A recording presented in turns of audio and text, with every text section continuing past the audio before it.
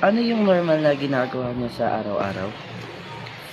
Ah, pag sa umaga, nag-aasikaso ako ng asawa kong papasok. Tapos, inaasikaso ko yung mga anak ko na mag-aaral, mapapasok. Tapos, maglilinis ng bahay, mag-aalaga ng bunso naming anak. Ang pinakamalaking hamon na kinakaharap ninyo bilang magulang sa pagpapalaki ng marami pong anak? Yung darating sa punto na makaka-graduate na sila at ano, mag-aaral na sila ng kolehiyo.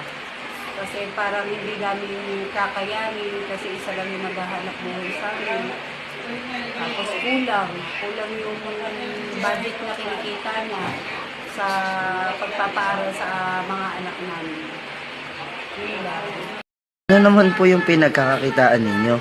Sapat po ba ito sa pang-araw-araw nyo? Ako, tinutulungan ko lang yung asawa ko magbalat ng bawang.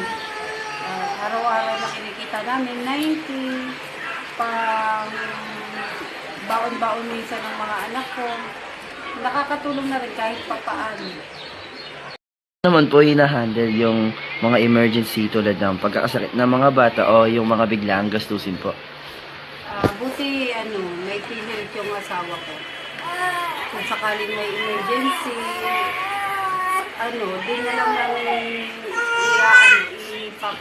gagamitin yung PhilHealth niya. Tapos, minsan sa center ko dinadala yung mga anak ko pag nagkakasakit.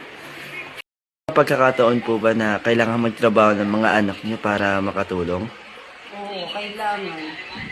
Kailangan nila minsan mag-extra ng trabaho. Gaya ng anak kong panganay, pag galing niya